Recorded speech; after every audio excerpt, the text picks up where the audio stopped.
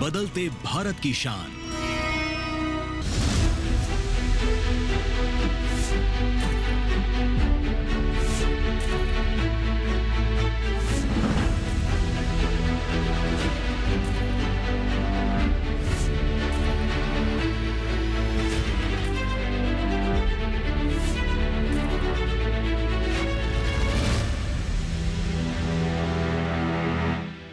नमस्कार, स्वागत है आपका सरकार आपके साथ में। मैं हूं इंटू सिंह। सरकार आपके साथ एक ऐसा कार्यक्रम है जिसमें हम सरकार की उन योजनाओं के बारे में आपको विस्तार से जानकारी देते हैं जो कि विशेष तौर पर आप किसानों के लिए हैं। और आज इसी कड़ी में हम बात करेंगे प्रधानमंत्री फसल बीमा योजना के बारे में, जो कि किसानों को जोखिम से बचाता है और उनके लिए एक सुरक्षा कवच के जैसा है। विपरीत स्थिति में ये एक सहारा भी है। तो आइए सबसे पहले हम जानते हैं योजना का सार।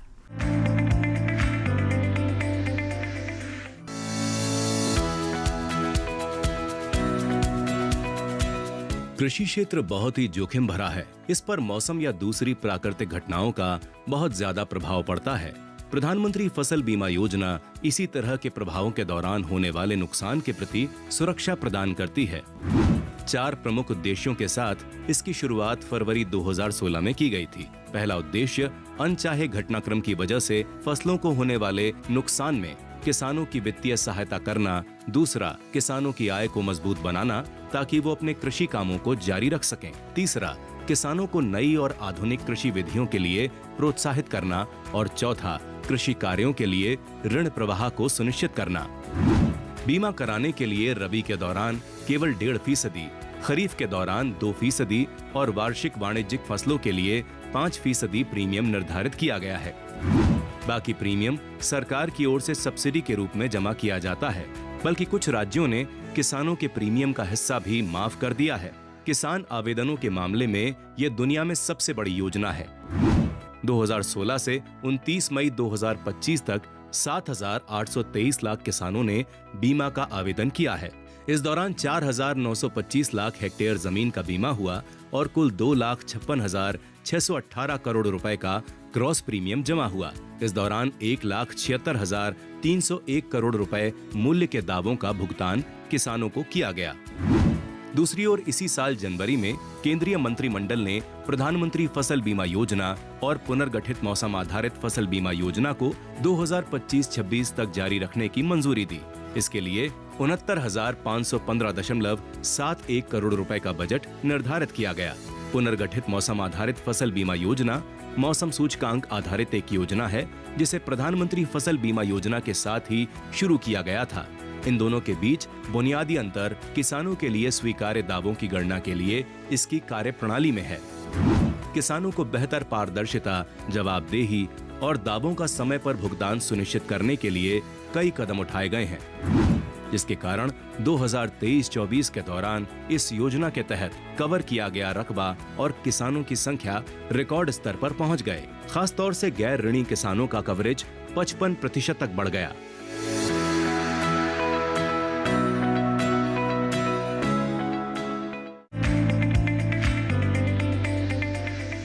ये था योजना का सार। इसी के साथ ही सरकार आपके साथ में फिलहाल वक्त एक छोटे से ब्रेक का। ब्रेक के बाद जब वापस आएंगे तो बात करेंगे एक्सपर्ट से। कहीं मत जाइएगा, देखते रहें सरकार आपके साथ।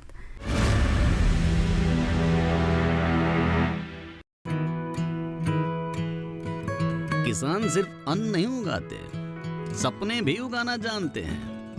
इन्हीं सपनों के लिए फसल उगाने का खर्च कवर करता है SBI का किसान समृद्धि ऋण, जो पूरी करे प्रगतिशील किसान की हर आवश्यकता।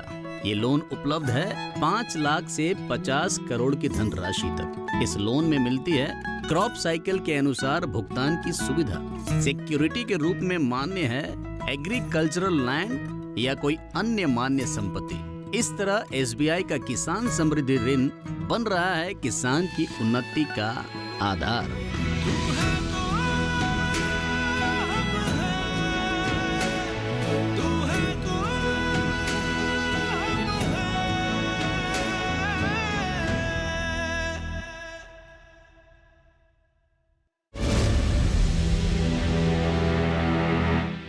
ब्रेक के बाद आपका स्वागत है। आप देख रहे हैं सरकार आपके साथ। आज हम बात कर रहे हैं प्रधानमंत्री फसल बीमा योजना के बारे में। तो चलिए रुक करते हैं आज के विशेषज्ञ का। और इसमें हमारी मदद करने के लिए बहुत ही खास मेहमान स्टूडियो में हैं। आइए उनसे आपकी मुलाकात करवा दें। हमारे साथ डॉक्टर सुनील कुमार दुबे जी हैं। सर, बहुत बहुत स्वागत है आपका कार्यक्रम में। आप उप निदेशक हैं कृषि एवं किसान कल्याण मंत्रालय, भारत सरकार में। तो आज हम समझने की कोशिश कर रहे हैं प्रधानमंत्री फसल बीमा योजना के बारे में। तो सर, सबसे पहले तो इसी के बारे में हम जानना चाहेंगे, क्योंकि अब तो कई वर्ष बीत चुके हैं और कहते हैं कि 5 से 10 साल में क्या परिणाम है किस योजना का, कितनी कामयाब हुई, कौन सी खामियां रही, वो समझने के लिए काफ़ी समय होता है। अभी स्थिति क्या है? आज जैसा कि पहले तो मैं बताऊं कि प्रधानमंत्री फसल बीमा योजना का जो बेसिक उद्देश्य था, जिस पे योजना जो क्रियान्वयन का प्रारूप जो था कि किसी भी नुकसान की स्थिति में, किसी भी नुकसान की फसल, किसी भी दैवीय आपदा या किसी भी प्राकृतिक आपदा से नुकसान, जो फसलों का नुकसान होता है, ऐसी स्थिति में किसान के उस नुकसान की क्षतिपूर्ति सुनिश्चित करने के लिए इस योजना का शुरुआत किया गया था। और 2016 से जब से इस योजना का शुरुआत हुआ है, तब से आज तक आप अगर देखें तो कवरेज के मामले में, चाहे वो राज्यों का ज़्यादा से बहुत सारे राज्य इसमें सम्मिलित हुए, कई सारे फसलों को इसमें सम्मिलित किया गया, कई सारी आपदाओं को अभी इसमें किया गया, कई विशेष प्रकार के मॉडल जो क्रॉप इंश्योरेंस के मॉडल हैं जो अभी इसमें किए गए हैं, सुनिश्चित किए गए हैं। आज के दिन जो सबसे बड़ी बात अभी फसल बीमा योजना की है, अगर कोई भी किसान जब बीमा लेता है तो नुकसान की स्थिति में उस पहली प्राथमिकता सरकार की है कि उसको एक निश्चित जो उसका नुकसान हुआ है उसका मुआवजा एक सुनिश्चित समय के अंदर प्राप्त हो। जी जी। इस दिशा में अभी सरकार ने कई सारे जो अपने प्रयास थे, जो कई सारे सरकार के जो कदम थे, उसमें निश्चित रूप से बहुत ही खरे उतरे हैं। और इसी का परिणाम है मुझे लगता है कि जो 2016 से इस योजना में दिन प्रतिदिन वृद्धि ही हुई है, चाहे वो टोटल फार्मर का कवरेज की बात करें या टोटल क्रॉप की बात करें। जी, बिल्कुल। तो सर, जैसा कि आपने बताया कि मुख्य रूप से हमारे किसानों को जो अप्रिय घटनाएं हो जाती हैं मौसम के मारे, अब जैसा कि हम सब भी जानते हैं कि जलवायु परिवर्तन का प्रभाव अगर किसी पे सबसे अधिक पड़ता है तो वो है खेती पर, क्योंकि सीधे ये हमारी फूड सिक्योरिटी, खाद्य सुरक्षा से जुड़ा हुआ है। और अगर फसलें ठीक से नहीं होंगी, फसलों में नुकसान होगा तो किसान को तो आर्थिक नुकसान होगा ही, हमारी थाली तक भी भोजन नहीं पहुँचेगा। इसीलिए किसान को सशक्त करना बहुत आवश्यक है। सर, फसल बीमा योजना किस तरह के रिस्क को कवर करता है? फसल बीमा योजना में किसी भी प्रकार के जो अनअपेक्षित जलवायु कंडीशन हो, चाहे वो आप समझिए कि चाहे वो सूखा से संबंधित हो या कुछ अल्पवृष्टि हो जिसमें कुछ लॉन्ग स्ट्रेच में पानी ही न बरसे, जल भराव की स्थिति हो, ओलावृष्टि या किसी भी प्रकार की रोग व्याधि का जो कवरेज है, वो सभी प्रकार के मुख्य रूप से इसमें जितने भी जो अनपेक्षित जो घटनाएं हैं उनसे किसी भी प्रकार का नुकसान हो फसलों को, वो सभी इस पूरे बीमा योजना में कवर्ड है।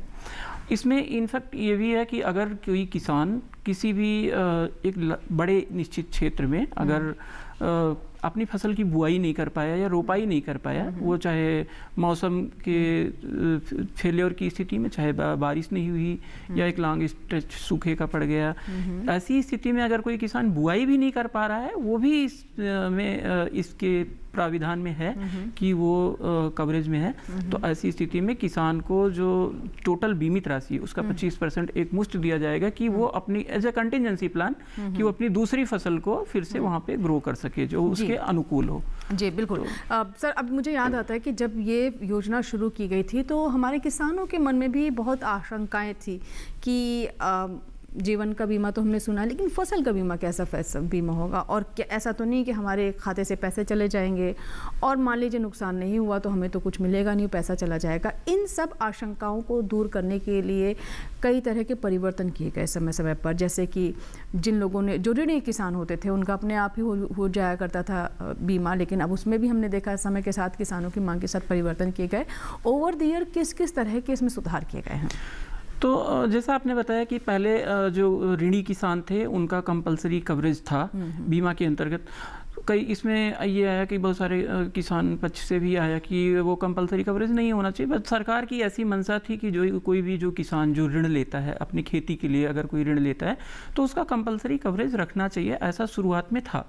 लेकिन किसानों की बहुत सारे व्यक्तिगत अनुरोध और कई सारे मंत्रालय में अन्य सारे प्राविधानों के सुधारों के अनुसार इसमें ये प्रोविज़न डाला गया कि आज के दिन अगर कोई वो अभी भी कंपलसरी कवरेज का कंपलसरी कंपोनेंट हट गया है, कवरेज ऋणी किसानों का प्राथमिकता है, लेकिन अगर कोई ऋणी किसान उस बीमा में नहीं रहना चाहता है तो वो ऑप्ट आउट करने का भी प्राविधान है।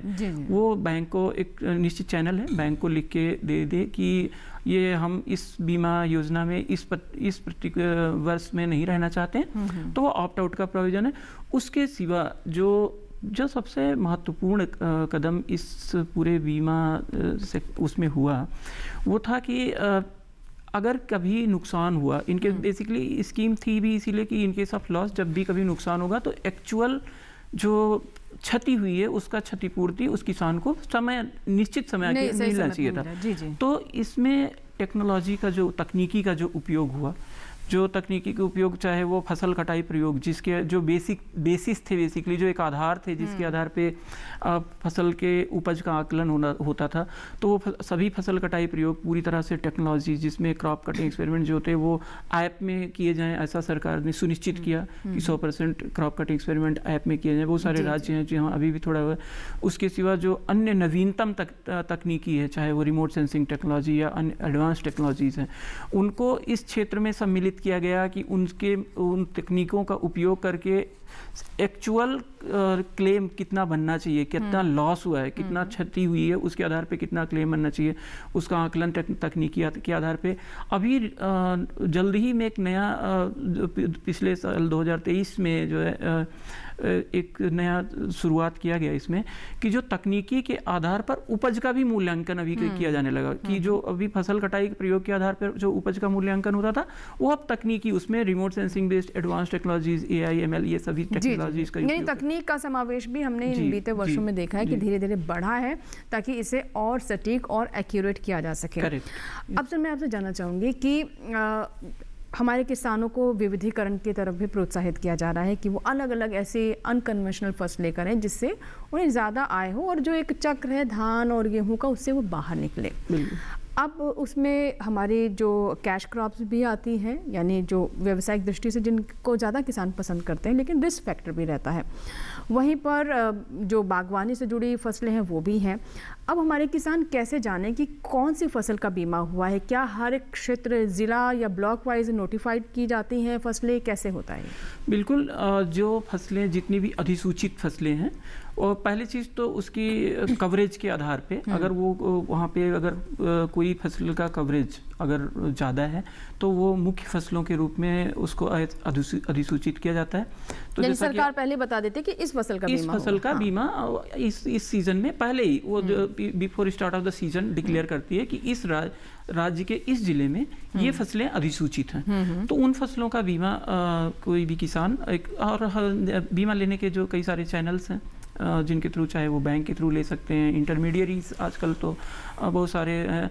और जो सबसे महत्वपूर्ण जो सरकार का प्रयास है कि सरकार आपके साथ जिसका सटीक आप करें कि उदाहरण की आज के दिन जो कॉमन सर्विस सेंटर और जो पोस्ट ऑफिसेज हैं, इनके माध्यम से घर घर किसानों के घर तक हम पहुंच रहे हैं कि आप इन माध्यमों का उपयोग करके आप बीमा आप ले सकते हैं। जी ठीक है सर। अगला सवाल मेरा इसी से जुड़ा हुआ है कि मान लीजिए भगवान न करे किसी किसान के साथ ऐसा हो लेकिन उसकी पूरी फसल ख़राब हो गई है, तो उसे किस तरह से क्लेम मिलेगा? उसे क्या अपने स्तर पर इसकी इन्फॉर्मेशन, इसकी जानकारी देनी होगी या फिर क्या एक खेत भर का ही असेसमेंट किया जा सकता है? सबसे छोटी इकाई क्या है क्षतिपूर्ति की? तो इस फसल बीमा योजना में जो सबसे छोटी इकाई है फसल क्षतिपूर्ति की वो एक ग्राम पंचायत है, ग्राम पंचायत या विलेज है। तो अगर जब कोई वाइड स्प्रेड कैलेमिटी के केस में, जैसे फ्लड है, जैसे बाढ़ है, सूखा है इत्यादि के केस, या कोई जो मिड सीजन एडवर्सिटी जिसकी बात करें कि बुआई से लेके और कटाई के मध्य में अगर कुछ भी हुआ, मिड सीजन एडवर्सिटी जिसको बोलते हैं, मध्य अवधि में अगर कोई फसल में नुकसान हुआ है, उसको छोड़ के अगर जितनी भी वाइड स्प्रेड कवरेज है वो एक निश्चित विलेज या ग्राम पंचायत के आधार पे होते हैं। अगर कभी किसी भी प्रकार का व्यक्तिगत नुकसान, अगर किसी का, 2 प्रकार के नुकसान कवरेज है, एक तो एक एरिया बेस्ड अप्रोच जो एक निश्चित क्षेत्रावधि के आधार पे है, और एक व्यक्तिगत भी है। अगर कोई व्यक्तिगत नुकसान, जैसे कि अगर किसी भी उसमें कोई जलभराव की स्थिति है किसी खेत में, या ओलावृष्टि से, कोई ज़रूरी नहीं कि सारे एक बहुत बड़े एरिया में नुकसान हुआ हो, कहीं अगर कुछ निश्चित खेत में भी अगर नुकसान हुआ है, तो ऐसी स्थिति में कई माध्यम हैं जिसके माध्यम से किसान सीधे सरकार से जुड़ सकता है, अपनी शिकायत पहुंचा सकता है कि अभी यहाँ पे इतने नुकसान हुए हैं। उसमें एक तो ज़िले के जो हमारे कॉमन सर्विस सेंटर्स हैं सारे, उनके बैंकों के माध्यम से, जो ज़िले पे जो ऑफिसेज हैं उनके माध्यम से, और कृषि रक्षक पोर्टल, अभी जो सरकार की सबसे अहम शुरुआत है कि कृषि रक्षक पोर्टल, जिसका अभी नंबर है 14447, जिसके माध्यम से कोई भी किसान कभी भी इंफॉर्मेशन दे सकता है कि इस जिले में 14447 और इसके अतिरिक्त एक व्हाट्सएप नंबर भी सरकार ने जारी किया है 70655 एंड अगेन वही 14447। तो अगर कोई इस किसान किसी भी नुकसान की स्थिति में वो सीधा व्हाट्सएप नंबर के माध्यम से या इस IVR कॉल के माध्यम से, कृषि रक्षक पोर्टल के माध्यम से अपनी शिकायत दर्ज करा सकता है। लेकिन उसको ये ध्यान रखना है कि ये शिकायत उसको 72 घंटे, नुकसान होने की स्थिति में 72 घंटे के अंदर ये अपनी शिकायत जरूर दर्ज करें, चाहे वो इंश्योरेंस कंपनी हो, CVC, बैंक, सरकारी मशीनरीज, या ये जो IVR कृषि रक्षक पोर्टल और जो ऐप्स हैं। जी सर, अब प्रीमियम के बारे में मैं जानना चाहूँगी कि वो किसान, मान लीजिए जो ऋणी किसान नहीं है, और उनका तो स्वतः हो जाता है बीमा, हालांकि अगर वो नहीं चाहते तो उसको वो हटवा सकते हैं। लेकिन मान लीजिए कि ऐसा किसान है जिसने ना तो किसान क्रेडिट कार्ड लिया है, ना भी किसी और ऐसी स्कीम में है वो, अगर वो अपनी फसल का बीमा कराना चाहता है तो उसके लिए कहाँ उसे जाना होगा, और इसे और सरल सुगम बनाने के लिए क्या कदम उठाए गए हैं? क्योंकि किसानों के मन में भी एक उलझन रहती है कि कहीं बहुत ज़्यादा कागज़ वगैरह तो नहीं लगेंगे, कहाँ भटकना पड़ेगा। तो इसे और सुगम बनाने के लिए, किसानों तक पहुँच बेहतर करने के लिए क्या किया गया है?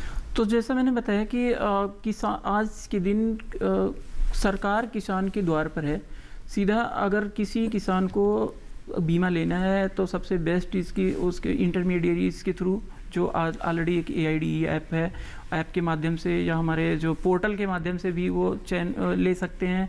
दूसरा जो सबसे सस्ता और सबसे उचित माध्यम है वो हमारा कॉमन सर्विस सेंटर है, लगभग हर गांव में है। कॉमन सर्विस सेंटर में जाके कुछ बहुत बेसिक डॉक्यूमेंट, ऐसा भी नहीं कि उनको एक बहुत बड़ा फॉर्म फिल करना है, एक रजिस्ट्रेशन के लिए जो बेसिक डॉक्यूमेंट जैसे आधार है, खेत की डिटेल है, उतना अगर वो सब प्रोवाइड करें।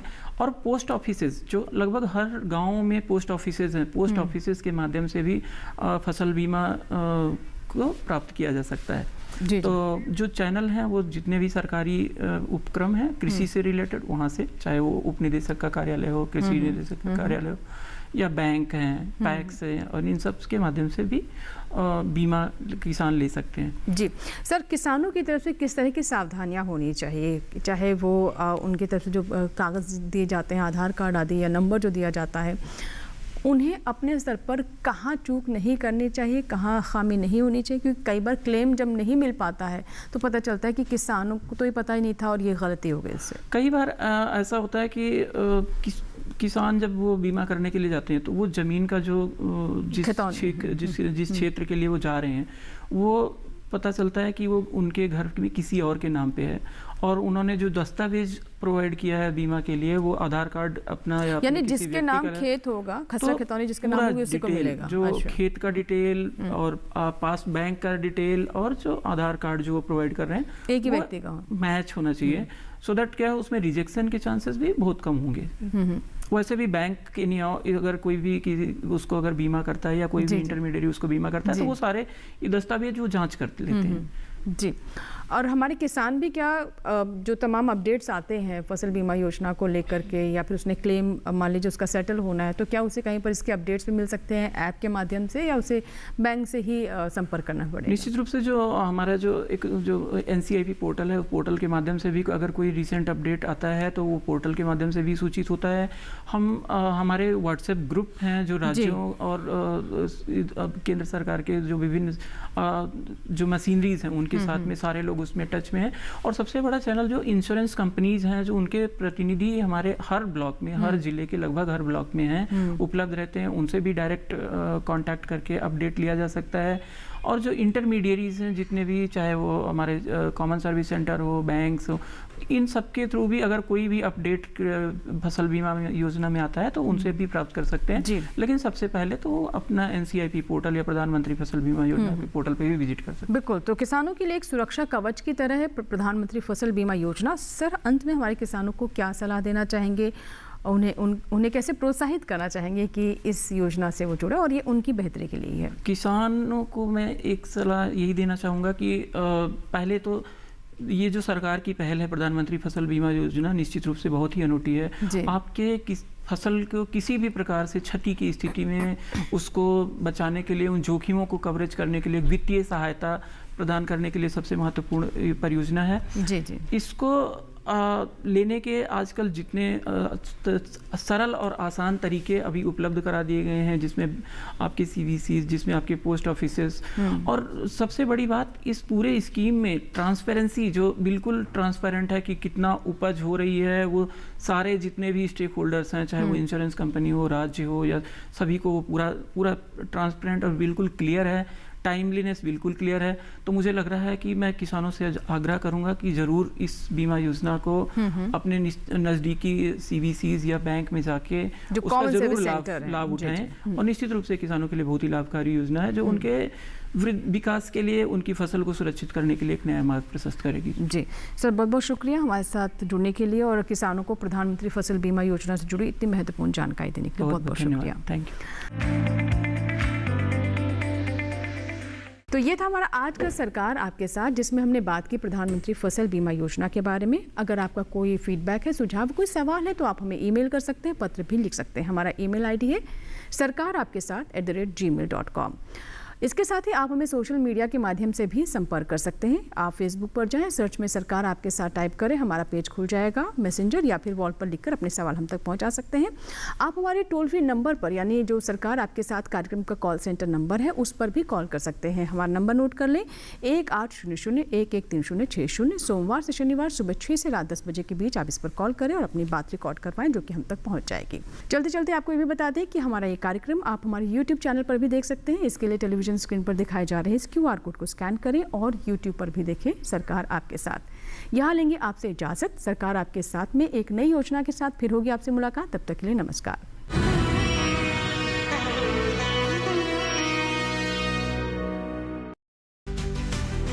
जब जी